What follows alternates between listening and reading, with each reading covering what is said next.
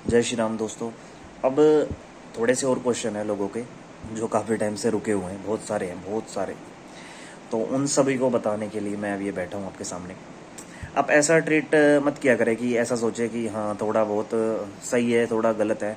ये सब के लिए साथ चलता है। आपको क्वेश्चनों पे ध्यान देना चाहिए। आप क्वेश्चन बोले मेरे को, मैं पूरा कंटिन्यू बताऊँ उसके बारे में, बिल्कुल स्पष्ट खुल के आपको आपके सामने रख सकूँ। और जो मैं पुष्टि करता हूँ उसके लिए भी, ठीक है। हर चीज़ के लिए आप ओपनली मेरे को रखें तो मैं आपको बता पाऊंगा। सॉरी। तो लोगों ने पूछा दुआओं में रंग होता है। दुआओं में रंग का मतलब क्या है? रंग का मतलब आपके फायदे से ही है। फायदा मतलब जो अपने अपने इच्छा से, अपनी इच्छा से आपका फायदा हो, उसे ही आप बोल सकते हैं। उसे ही आप बोल सकते हो आपका फायदा, आपको जो अच्छा मिलता है, ठीक है। जो आपके कर्म अच्छे हों। रंग का मतलब है, समझ रहे हो, रंग डालना, किसी चीज़ में रंग डालना। आपका कुछ काम अच्छा हो रहा है, और अच्छा होना, और अच्छा होना। कोई दुआ कर देता है, आपका काम थोड़ा अच्छा चल रहा है, वो और अच्छा चलता है, उसे रंग डालना बोल सकते हैं। तो हाँ बिल्कुल, आप किसी की दुआ, किसी की भी, एक पीर फकीर की, एक मनुष्य की, और किसी गाय को आप रोटी देते हो, उसकी दुआ आपके लिए बहुत अच्छी कार्य करती है।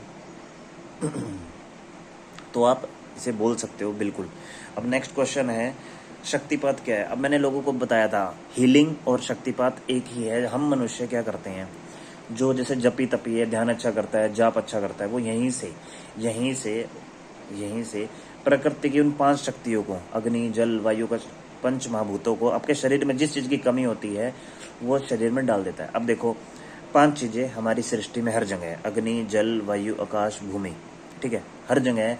हम वहीं से पुल करके आपके शरीर में ट्रांसफ़र कर देते हैं, जिससे वो कमी पूरी हो जाती है और आपका दर्द या फिर और चीज़ें खत्म हो जाती हैं, और आपको जिस चीज़ की इच्छा है वो इच्छा पूर्ण होती जाती है। जैसे किसी को दृष्टि खोलनी है, उसका दृष्टि थोड़ी मलिन है, वो धीरे धीरे धीरे ओपन होती जाती है। रोज़ उसको शक्तिपात कर देता हूँ।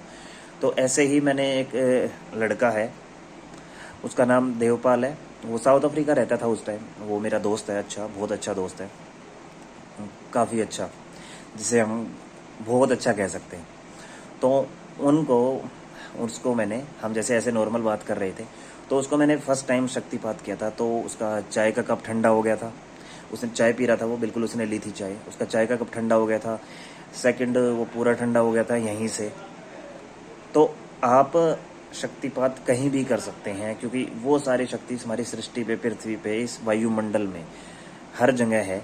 तो इसका मतलब ये नहीं कि आप क्या, ये शक्तिपात ये होता है कि हम 5 तत्वों की शक्ति को कैसे समेटते हैं। हाँ, पर ये बात है, अपने शरीर के 5 तत्व पके होने चाहिए, हमारी आत्मा के अंश तत्व पके होने चाहिए, तभी आप 5 तत्वों को संभाल सकते हैं। अगर नहीं संभाल पाए तो वो आपके ऊपर गलत इम्पैक्ट करेगा, जैसे पैरालाइज होना, या फिर हमारे शरीर पे गलत इम्पैक्ट पड़ जाएगा, बीमारियां आ जाना, ठीक है। तो उससे दूर रहने के लिए आपको दोनों पे फोकस रखना पड़ेगा। पहले आपको पकाना है 5 तत्वों को, उसके बाद ही आप किसी के ऊपर ट्रीटमेंट कर सकते हैं, दे सकते हैं किसी को। अब लोग कहते हैं ध्यान क्या है? मैं काफ़ी टाइम पहले भी ध्यान के ऊपर वीडियो बना चुका हूँ। ध्यान एक नॉर्मल सी साधना है एक तरह से, जिसको हम ज़ीरो कहना कहते हैं, जहाँ ना नर्क हो, ना स्वर्ग हो, ना हमारी इच्छा हो, ना हमारे कर्म हो, ठीक है, ना हमारा शरीर हो, ना हमारी आत्मा हो। वो एक ध्यान है, ज़ीरो होना। तो आप उसे ध्यान की उपाधि दे सकते हैं। पर लोग, बहुत कम लोग हैं, ध्यान का मतलब निकालते हैं कि ध्यान में वो कुछ अच्छा देखना चाहते हैं, अच्छा महसूस करना चाहते हैं। जब ना कर्म होगा, ना स्वर्ग होगा, ना नरक होगा, और ना हम लोगों से जुड़ेंगे, ना इस समाज से, ना इस पृथ्वी से, सिर्फ 5 तत्वों से जुड़ेंगे, ठीक है। ना कोई शक्ति होगी, ना कुछ होगा, आप बिल्कुल, ना आत्मा होगी, ना शरीर होगा। तो आप अपने आप अच्छा महसूस करेंगे, और आप अपने आप को मुक्त मुक्त रूप से समझ पाएंगे। तो उसे हम ध्यान कह सकते हैं। तो इतनी डीपली बातें हैं, अगर मैं बताना चाहूँ किसी को, सारी बातें वीडियो में नहीं बोल सकते। काफ़ी लोग हैं जिनके ऊपर से बातें चली जाती है, काफ़ी हैं जो समझ पाते हैं, कई लोगों ने वीडियोस में समझाया भी है। तो पर लोग नहीं समझते हैं। तो आपको समझना चाहिए, आगे बढ़ना चाहिए और जुड़ना चाहिए। अब लोगों ने बोला था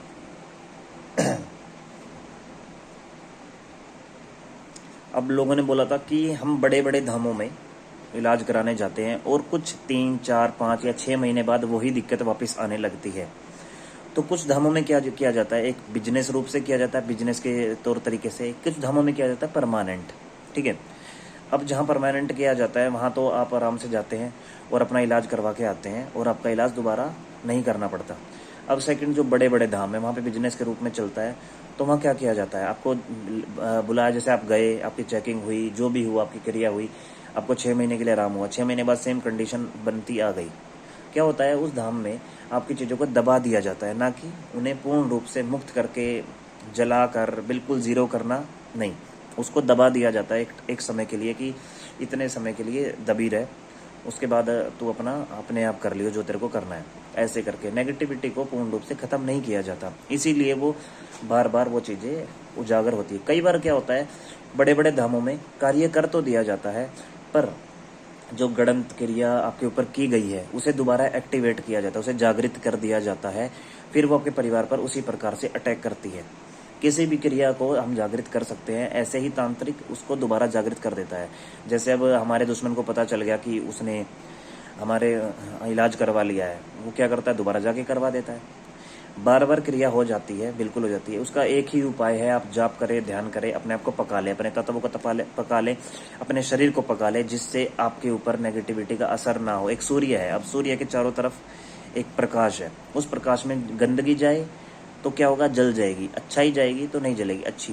प्रकाश से प्रकाश टकराता है तो वो जलता नहीं है, पर जहाँ गंदगी जाएगी वहाँ पे प्रकाश में गंदगी जाएगी। जैसे एक मच्छर है, बार बार एक बल्ब के चारों तरफ रहता है, वो मर जाता पर हटता नहीं है, ऐसे ही गंदगी बार बार आएगी तो प्रकाश से जल जाएगी। अपने शरीर को इतना प्रकाशित कर लीजिए कि कोई भी गंदगी, कोई भी क्रिया आपके ऊपर ना लग पाए। तो इतना कुछ मैं बता रहा हूँ, शायद आप समझ पाए कि बड़े बड़े धामों में क्यों कार्य नहीं होता और क्यों होता है। छोटे बड़े से कोई नहीं होता, शक्ति एक ही होती है सबके पास। तो जय श्री राम। और इस बात को समझे, छोटी छोटी मैंने बातें बताई आपको और डीपली। जय श्री राम।